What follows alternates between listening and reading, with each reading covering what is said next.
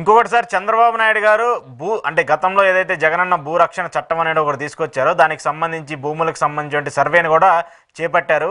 గతంలో ఎన్నికల సమయంలో ఎంత పెద్ద చర్చనీయాంశమైందో మీకు మాకు తెలుసు. వైసీపీని కూడా సగం డ్యామేజ్ చేసింది అనేది కూడా మనం మాట్లాడుకుంటూ వచ్చాం. అయితే ఇప్పుడు కూటమి ప్రభుత్వం జగన్మోహన్ రెడ్డి ఏదైతే తీరునిచ్చిందో, జగన్మోహన్ రెడ్డి ఏదైతే జీవో తెచ్చిందో దానికి అనుగుణంగానే మళ్ళీ అదే జీవో కింద భూ సర్వేని చేపట్టాలని చెప్పేసి నిర్ణయం తీసుకుంది. దానికి సంబంధించి కూడా ఆ ప్రాంతాల వారీగా ఉన్నటువంటి వాళ్ళకి పర్మిషన్స్ కూడా ఇచ్చారు. ఏంటి ఇప్పుడు ఏదైతే వాళ్ళు ఎన్నికల్లో ప్రచారం చేశారో, అంటే తప్పుగా ప్రచారం చేశారో, ఇప్పుడు మళ్ళీ దాన్ని అమలు చేయడం ఏంటి? అది మార్చాలి కదా. ఒకటి, తెలుగుదేశం పార్టీ చాలా విషయాల్లో గత ప్రభుత్వం చేసింది ఫాలో కాక తప్పదు. ఉదాహరణకు పెన్షన్ విధానం ఉంది. జగన్మోహన్ రెడ్డి గారు అధికారంలో ఉన్నప్పుడు అనేక రకాల ప్రయత్నాలు, చివరకు గ్యారంటీ పెన్షన్ తీసుకొచ్చాడు, జిపిఎస్ తీసుకొచ్చాడు. అవును. ఇప్పుడు రావడం నిజంగా ఉన్నంతలో అదే బెస్ట్. సిపిఎస్ ఉద్యోగస్తులు వ్యతిరేకిస్తున్నారు. గ్యారంటీ మన ఓల్డ్ పెన్షన్స్ ఓపీఎస్ ని అమలు చేసే పరిస్థితిలో ప్రభుత్వాలు లేవు. మాధ్యేయ మార్గంగా ప్రభుత్వం క్రైసిస్ లో పడిపోకుండా, అదే విధంగా ఉద్యోగస్తులకి సెక్యూరిటీ లేకుండా భయం లేకుండా జిపిఎస్ ను ఉన్నంతలో బెటర్ గా జగన్ తీసుకొచ్చాడు. దానికన్నా ఉన్నంతలో బెటర్ పథకం ఏమీ లేదు భారతదేశం. ఇది తెలుగుదేశం పార్టీకి తెలిసే వచ్చినా కానీ దాన్ని అమలు చేయడానికి జీవో ఇచ్చేసినారు. వెంటనే ఆ మీడియా ఏం చేసింది, జగన్మోహన్ రెడ్డి గారు అధికారులు ఇంకా ఉన్నారు, అందువల్ల బీజో చేసి రాసేసినారు. దాంతో దాన్ని క్యాన్సిల్ చేసుకున్నారు. ఇప్పుడు ఏం చేయాలి? అది తప్ప ఇంకో పరిష్కారం లేదు. కానీ ఇంక అంతకు మించిన మార్గం లేదు. ఇప్పుడు దాన్ని అమలు చేస్తే జగన్ గుర్తొస్తాడు, దాన్ని అమలు చేయకపోతే నువ్వేమీ చేయలేవు. ఇప్పుడు ఆల్రెడీ వ్యతిరేకంగా ఉన్నారు ఉద్యోగులు. రెండు, ఇప్పుడు కొత్తగా మీరు చెప్పినట్టు భూరక్షణ సంబంధం పేర్లు ఏదైనా మార్చుకో, జగన్మోహన్ రెడ్డి గారు అది మోడల్ గా తీసుకొచ్చాడు.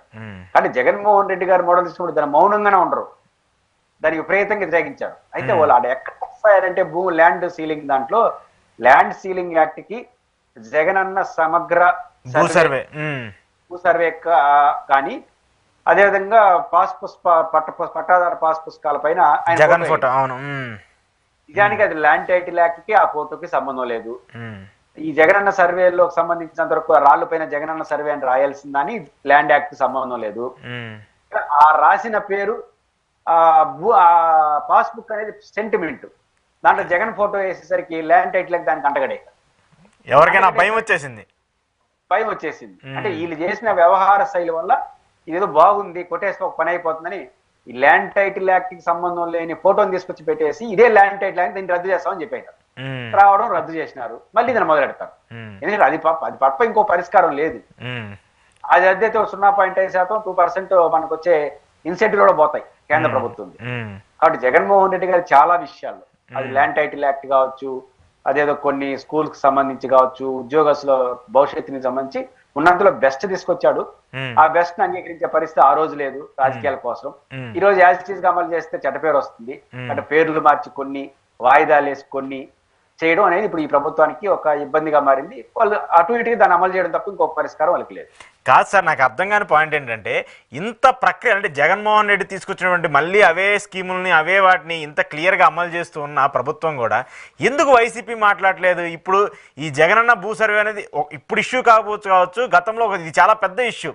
ఆయన్ని పడగొట్టడానికి, ఆయన రాజకీయంగా పతనం చేయడానికి ఇదే కారణమైంది. కానీ మళ్ళీ ఇదే అమలు చేస్తున్నప్పుడు వైసీపీ లీడర్లు ఎందుకు మాట్లాడలేదు? వైసీపీ వాళ్ళు ఎందుకు దీని మీద స్టాండ్ తీసుకోలేకపోతున్నారు? ఇప్పుడు ఉదాహరణకు వైసీపీకి రెండు బలహీనతలు ఉన్నాయి. ఆ పార్టీ ప్రొఫెషనల్ పొలిటికల్ పార్టీ లక్షణాలు కొన్ని లేవు. అంటే అదొక కారణం. రెండోది విస్తృతంగా చర్చించడం, విస్తృతంగా మాట్లాడడం అనేది వైసీపీలో జగన్మోహన్ రెడ్డి గారికి తగ్గింది యాక్సెస్.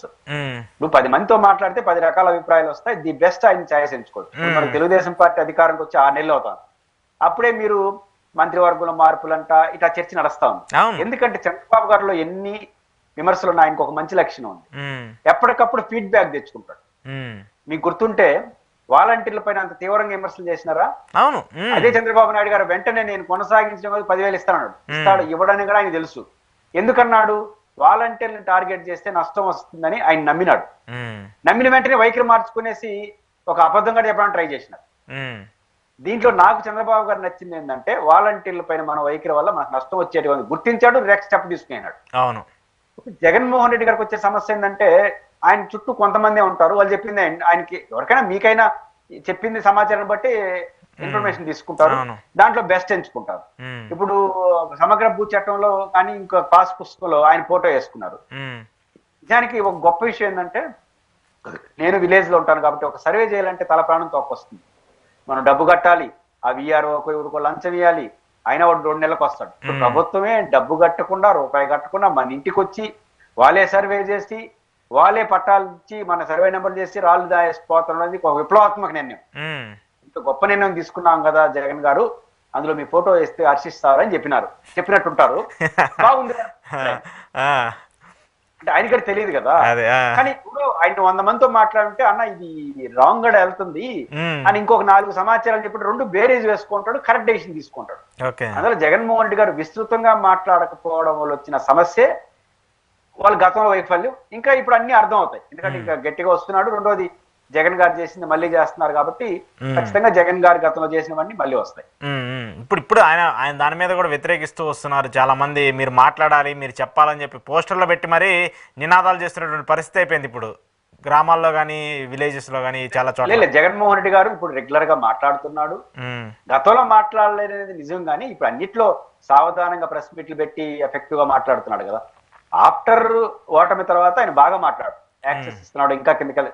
ఆఫ్టర్ ఓటమి తర్వాత ఆయన బాగా వస్తున్నాడు. ఇంకా కొన్ని అనుమానాలు కేడర్ కి యాక్సెస్ రావడం, కోటరీ లీడర్షిప్ వీటి పట్ల అనుమానం వచ్చి, కానీ 6 నెలలకి ఎంత మార్పు అనేది మనం ఊహించలేదు. అవును, ఖచ్చితంగా జగన్మోహన్ రెడ్డి గారు ఆఫ్టర్ ఓటమి తర్వాత చాలా చేంజ్ వచ్చింది. ఇంకా రాబోయే కాలంలో ఇంకొన్ని వస్తాయి. ఖచ్చితంగా ఆయన రాటు తేల్తాడు, డౌట్ ఏం లేదు. కాకపోతే గతం గుర్తు చేస్తున్నారు, గతంలో జరిగిన లోపాలు ఇప్పుడు చెప్తున్నారు తప్ప ఇప్పుడు వచ్చిన తర్వాత. కాకపోతే కోపం ఉన్నప్పుడు ఏమవుతుందంటే వాళ్ళని తీసేయండి, వీళ్ళని తీసేయండి, వాళ్ళని తీసేయండి, ఇవన్నీ మాట్లాడుతుంటే అది రాజకీయాల్లో కరెక్ట్ కాదు. ఆయన కరెక్ట్ స్టాండ్ వెళ్తాడు, ఇంకొంచెం గుణాత్మకంగా వెళ్లాల్సిన అవసరం.